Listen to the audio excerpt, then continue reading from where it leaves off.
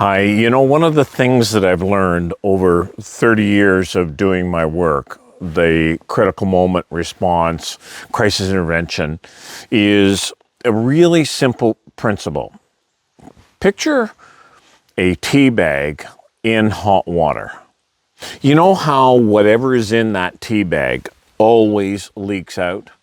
That's the visual I'm going to ask you to keep in mind with values under pressure.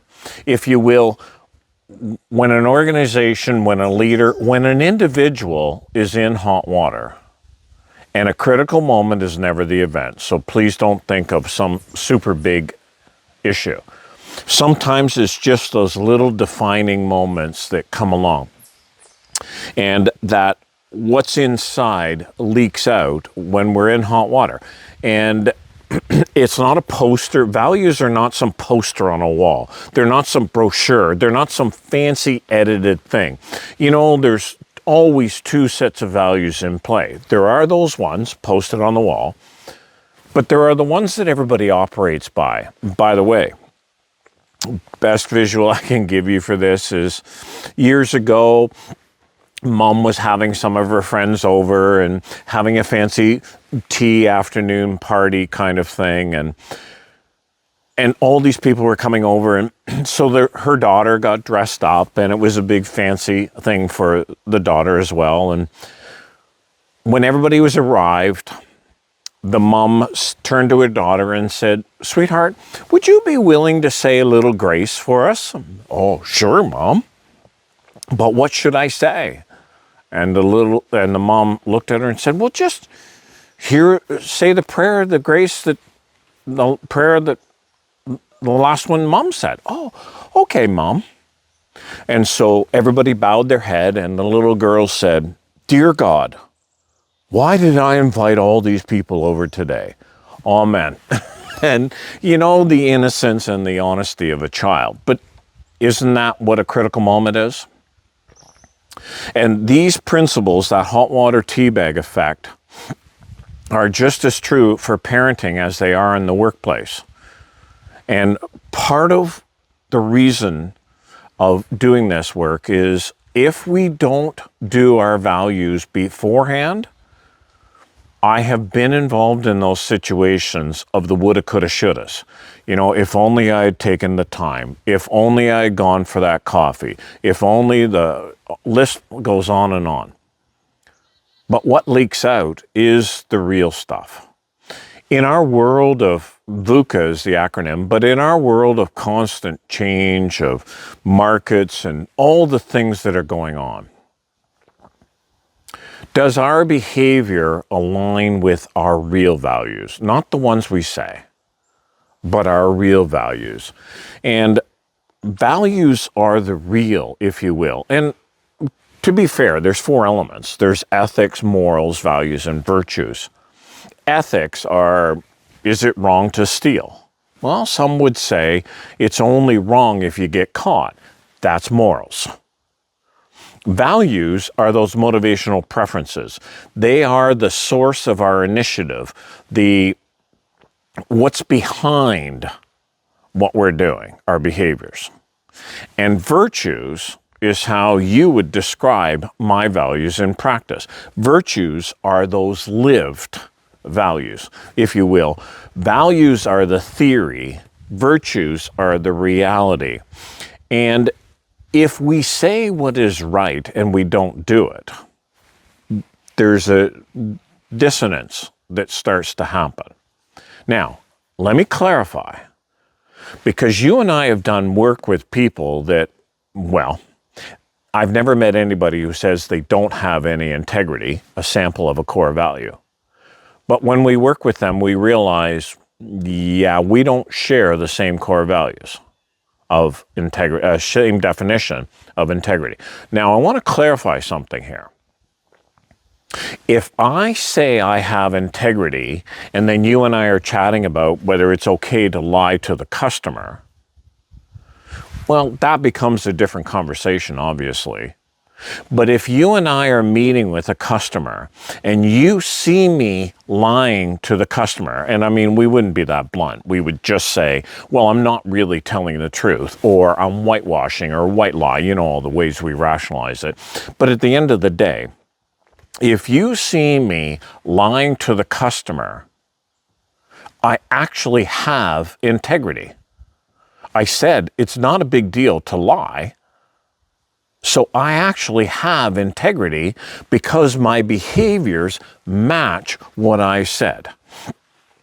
And what's happening in the workplace is we're not conscious on those values. So as a result, we're always reacting to critical moments like crisis, like change, like growth. And the result is what's inside always leaks out.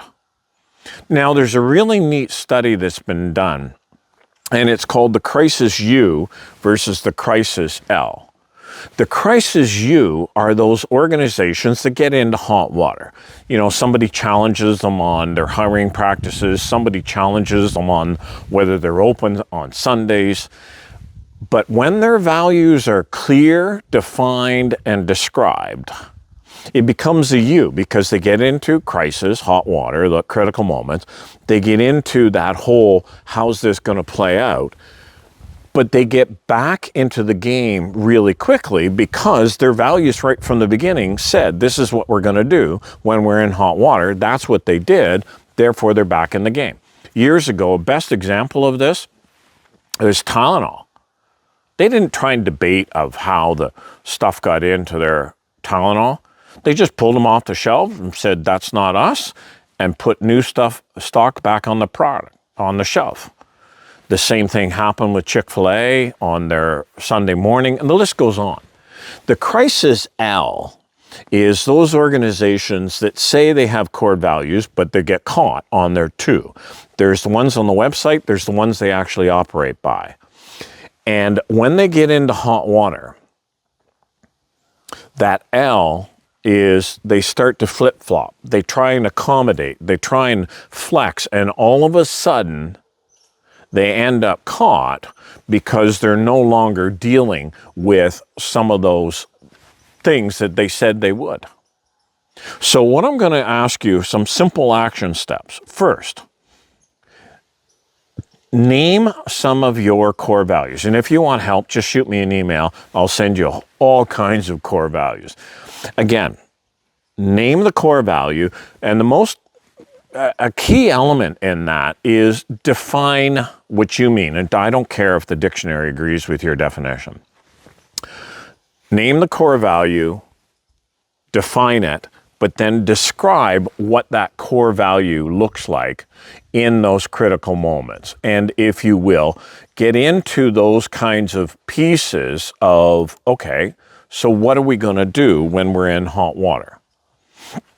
The stone in the shoe, the pinch point, if you will, is those moments don't creep up, they appear. And as a result, if we don't know our values before the hot water arrives, if you will, before that fulcrum in the teeter-totter, before that critical moment happens and tilts towards healthy, engaged, or thriving, or unhealthy, disengaged, and surviving, we will get tripped up.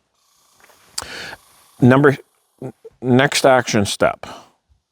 The next action step is don't stop at naming them, defining them, describing them. This is not for the faint of heart. Ask people how they would describe you non-physically. I know organizations do employee surveys all the time, but they're not actually asking these kinds of questions because in some ways they may not want to hear the answer. But how do people describe your organization non-physically? Basically, like I've taught elsewhere, culture is who you are without words. Same principle can be applied to leaders. And then clarify your named core values in the definition description, how people are describing it non-physically. What do you want to do about the gap? It's not going to match perfectly. I'm not worried about that. But what are you going to do about the gap?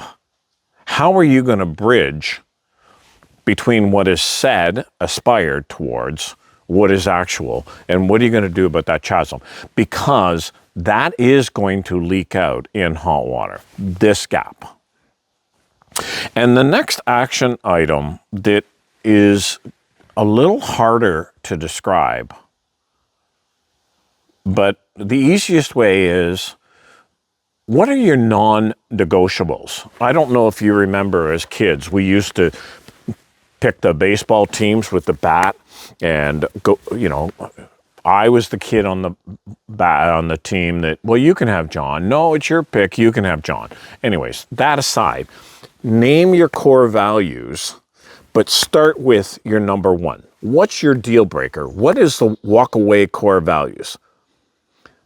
And they will, when a hot water teabag moment appears, this one's going to get tested, or the immediate top two. I know a lot of people choose family as a core value, but then they give their best to work. Your values are simply where you spend your time and your money, your daytime and your bank statement. Those are your real values, not what you and I might be telling people, if you will.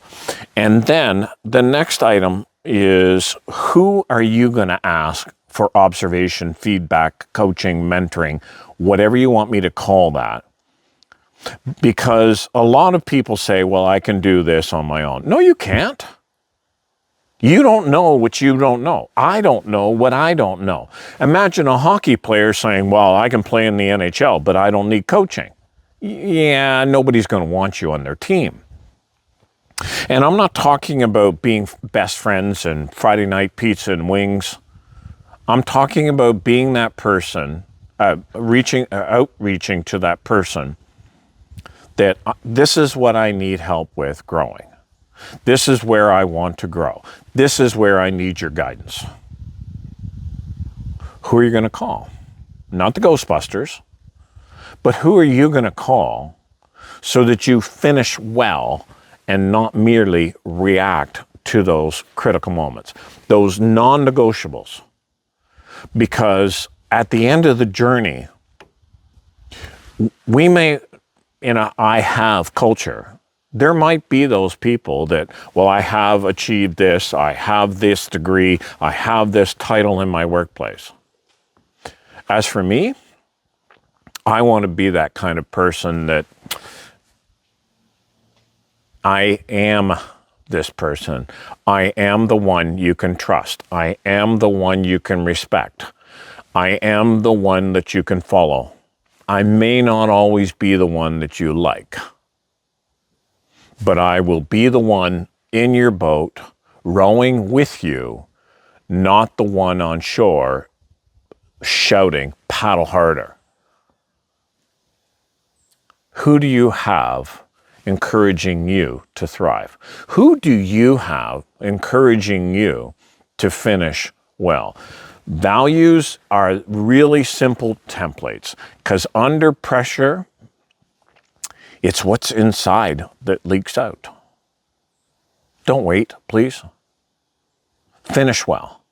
Run toward the roar so that you can be that person that people go to when they're in hot water.